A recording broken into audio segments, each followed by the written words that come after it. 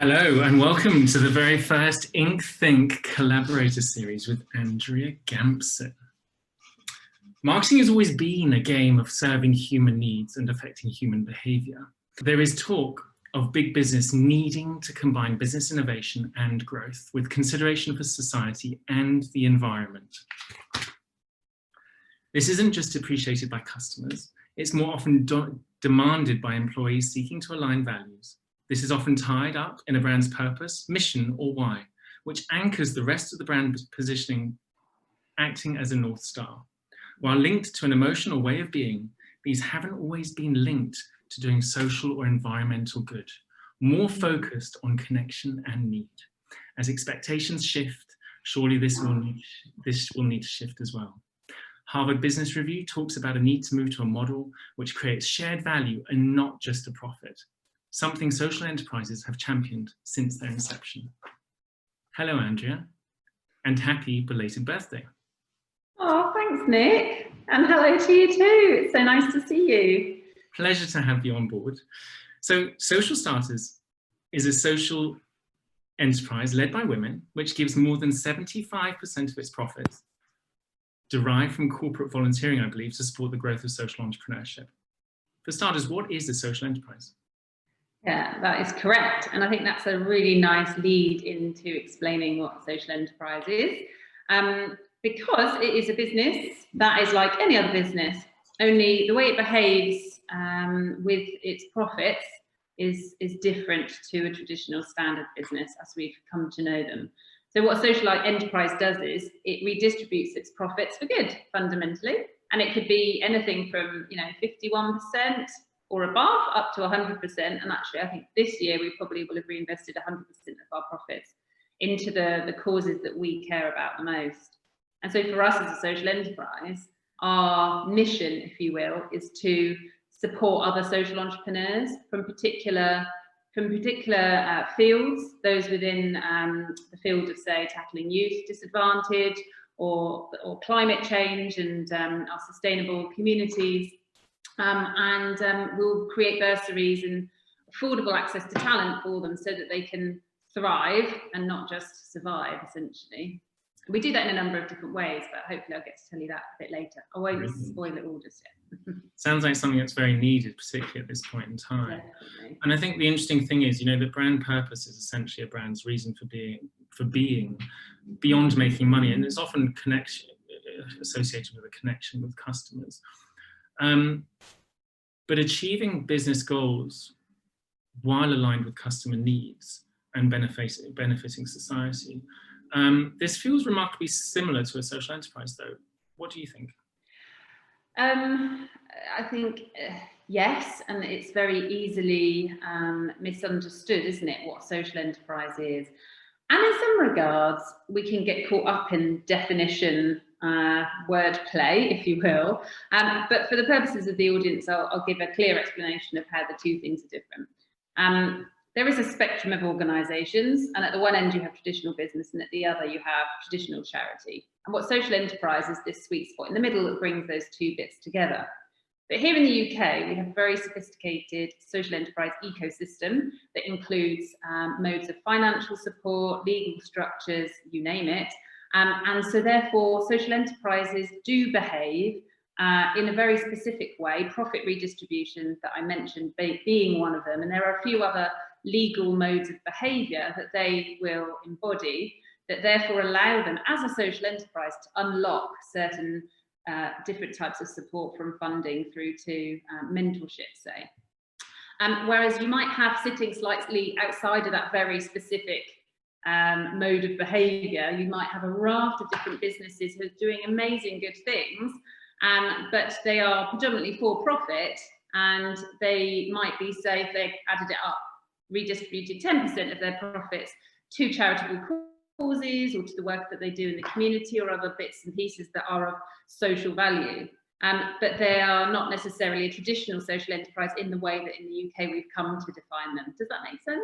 Yeah, that does make sense, absolutely. So essentially a social enterprise is covering off its profits, as covering off its costs, and then the profit is going towards the cause that the social enterprise deems deems is in. Yeah, it's about majority of the profits being redistributed, as well as a few other behaviours that I mentioned. But if I get into them, it will probably bog us down in this definition wordplay, as I mentioned.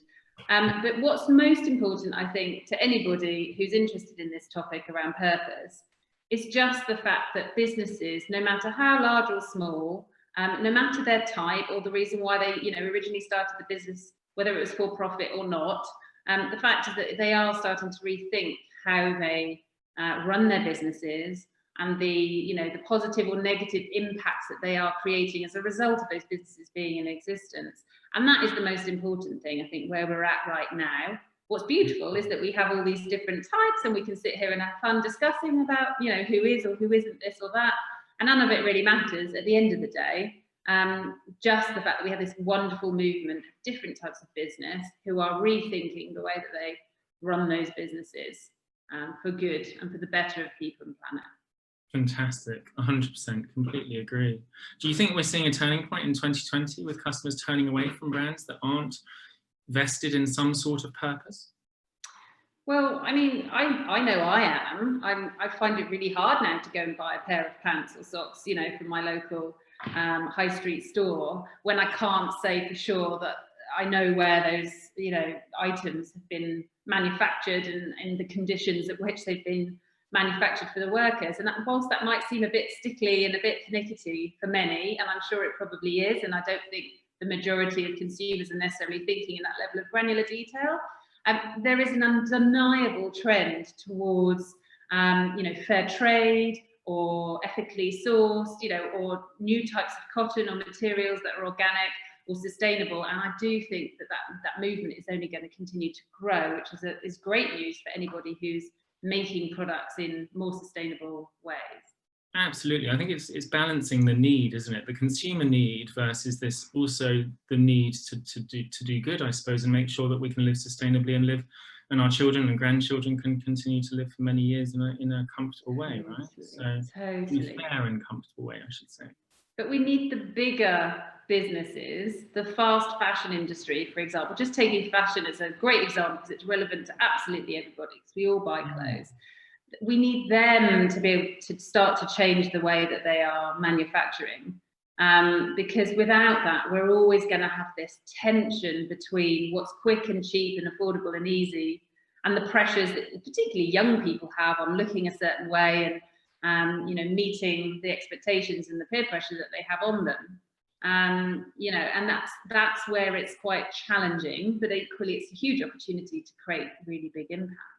Absolutely, and I mean we're starting to see some improvements there with the likes of, say, a Unilever, aren't we, who are pushing a corporate purpose, I suppose, across all of their brands to say we need to do better. But at the same time, they're selling Solero or Marmite, which isn't necessarily a lifelong need, is it? But so they have to balance the profits and the purpose there, but they're starting to move in an interesting direction. Unilever are a really interesting one because when I was growing up at university, there was a lot of negative press around them as a global corporation. But now they are in, I think, the top 10 most, purpose-driven brands in the world. And there are reasons for that. I think they've come a long way in the last 20 years. And they're not just about Marmite and the other brands that you mentioned. They have a lot of household cleaning products and brands, which in developing countries, they do run some really good schemes that create jobs for women in local, villages and areas. They have a lot of outreach programs that train women to be able to clean their homes, to prevent, child diseases and improve mortality rates for children. So there's quite a lot that's going on behind the scenes that actually a lot of people don't know about. And that possibly is the true essence of a brand's purpose. When you sit down and think about what is it that we're doing and what is the responsibility that we have, to look at the opportunities around us to better lives for the people who are potentially our consumers, if not now, of the future. Absolutely. And I suppose it's the balance of speaking about what we're doing versus doing it for the sake. So speaking about it from a marketing perspective versus just doing it because we think it's the right thing to do, right? So I think. Yes, there's a lot of paying lip service, isn't there, Nick? There's a lot of talk about purpose. And I certainly get a sense that a lot of people in the purpose space wouldn't necessarily be able to really identify what purpose really means and what it is. It can be quite a woolly term, right? So there's a slight danger, isn't there, in anything becoming a bit of a buzzword, that it can dilute a little, and therefore the true impact of that purpose can, you know, it can be used in not necessarily the best ways. Like, for example, just trying to do the equivalent of greenwashing or attracting certain talent. But consumers are very savvy, and the talent of the future is also incredibly savvy. And I don't think brands are going to get away with doing that much longer. The impact is going to need to deeply be rooted in and embedded in, you know, in websites and reports that they're creating, and it will have to be very evidence-based, which is a really great thing. And I think the really interesting thing there is, of course, that we're thinking from a customer perspective largely, but of course there's the employee aspect as well, right? And a lot of employees now are dictating terms in terms of the companies they want to work for. So I think that's... Indeed. Yes, they are. So we've talked about fast fashion as being a bit of an evil in the space, or let's say a space that needs some work. We've talked about Unilever. Are there any others that you think are doing it particularly well?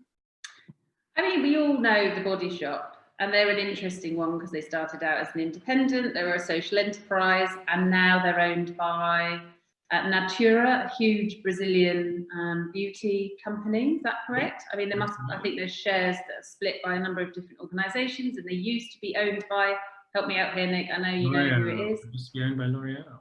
L'Oreal. So, you know, that's a great example of a traditional social enterprise model that has then evolved into becoming, you know, the big global corporation. But they're still doing everything well. You know, they're still keeping true to their purpose, and they haven't seen any mission drift despite the different shareholders and the pressures that would have come with that. I like to reference people I've worked with in the past. So for me, the Nike Foundation have always been hugely inspiring, and actually just Nike as a brand, maybe it's a bit of a cliche example to use, it's often brought up.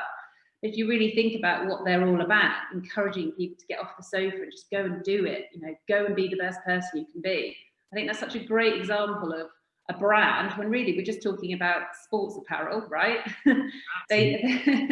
They have been able to embody this idea of purpose long before we were talking about this idea of purpose, similarly to Apple, right? Although, you know, we can sit here and debate the Apples of the world and whether they're, you know, they're really doing anything of real meaning, other than creating great technology and changing the world in that way.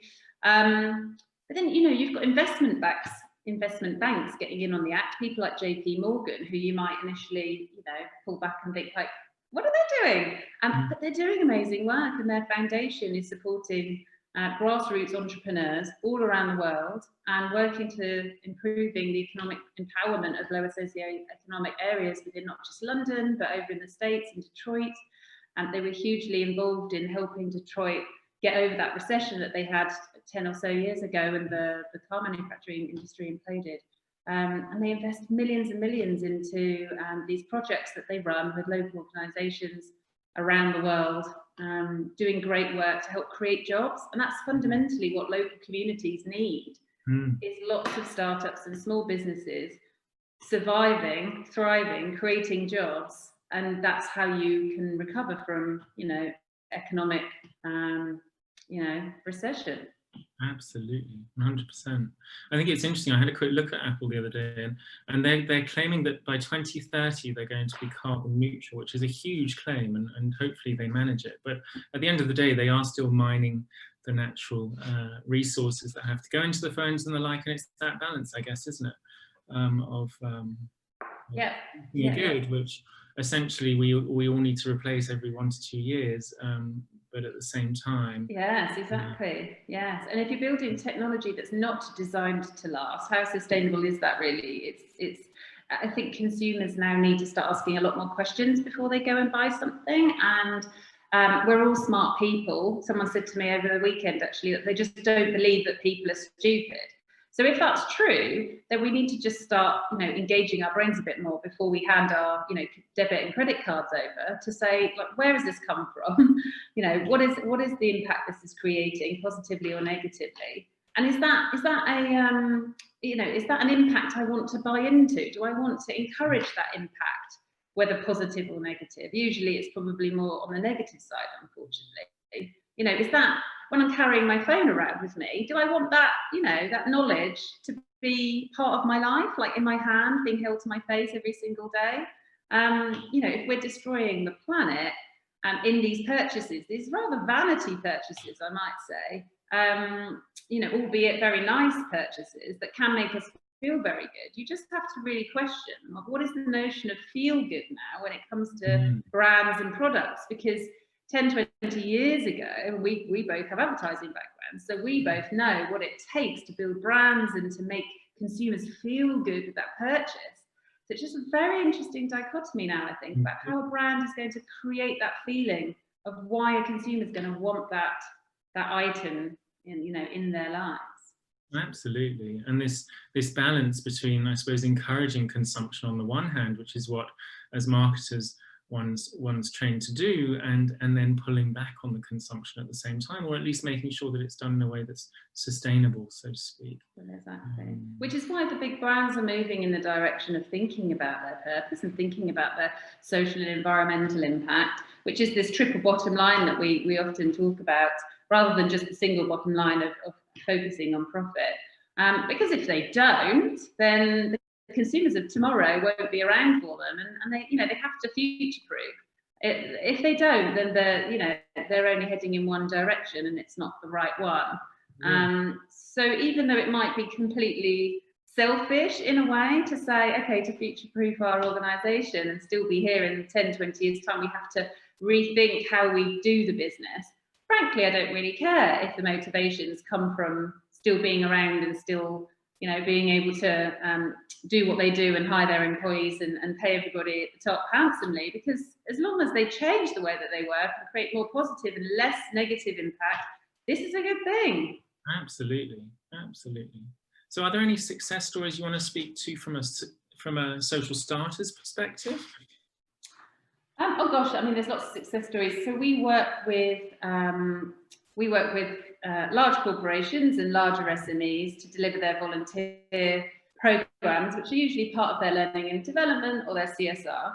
And we will then match up their employees to a social enterprise for a volunteering period of time. It could be, in fact, it could just be a day for a big business troubleshooter event, or it could be a longer term piece of support that could run over 9 months, for example.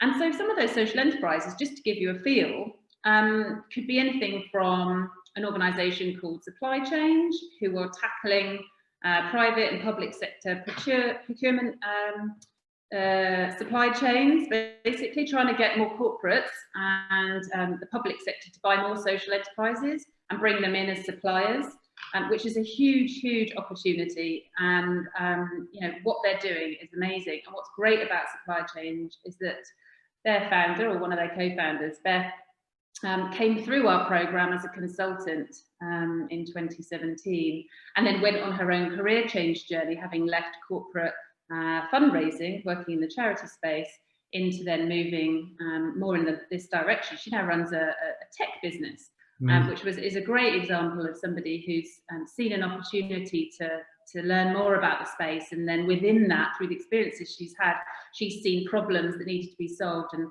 built a team around her to do that. Likewise, tackling diversity within recruitment in large corporations. We've got Generation Success, who we've worked with for a couple of years now. And James, their founder, is very passionate about what he's doing, and he runs lots of conferences and events and work experience programs and internship programs to bring more diverse young people from a variety of different backgrounds into corporations who traditionally, particularly in the world of finance and insurance, would have a very specific demographic working there. And he's doing really great work. Likewise, I want to mention Mammoth, who are one of my personal favourites. I don't know if you've come across them, but they've got an amazing sustainable fashion store, which is an aggregator of a lot of young, emerging, sustainable designers who work with a lot of different amazing materials or in interesting ways. Like, for example, Birdsong are stocked on there, and they work with women refugees to manufacture their garments in the UK. And likewise, it doesn't all have to be B2B, as we move into the consumer space, Sapling Spirits and Toast Ale if you like a beer and a vodka, I can't recommend them enough. With Sapling Spirits having possibly the world's only entirely sustainable vodka, and it's absolutely delicious, manufactured here in the UK. And then Toastale, great example. One of our former clients as well, they take wasted bread from hotels and other, hospitality establishments and turn it into the most crisp, delicious beer you've ever had. Brilliant, making me thirsty already.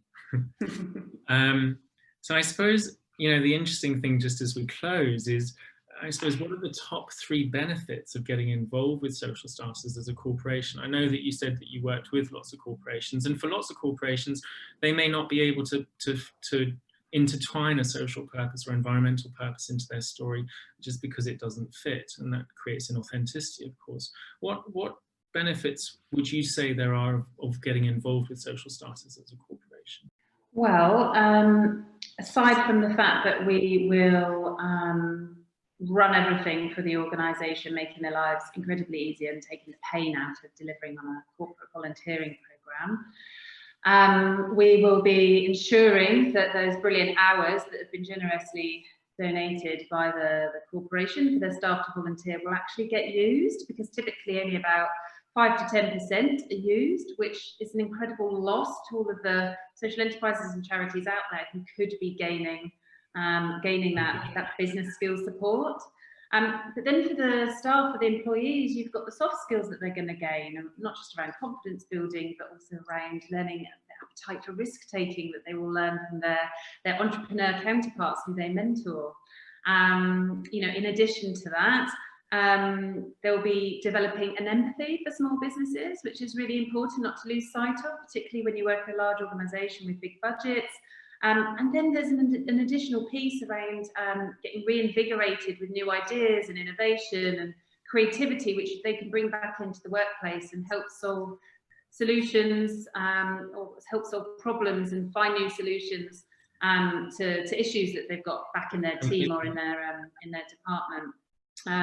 So it creates huge value for the community as well, around which the organisation might be based, and we're able to cherry pick a range of different social enterprises to be supported by any corporation based on where their focuses might be, whether it be sustainable communities or tackling waste reduction, or other types of community organisation that might focus on youth or refugees or other vulnerable groups in need. So it's a very flexible opportunity that adds huge value for the employer. And in fact, one of our clients recently, we just completed the impact report. We were able to unlock £30,000 worth of consultancy time for our supported organisations just off the back of that one programme.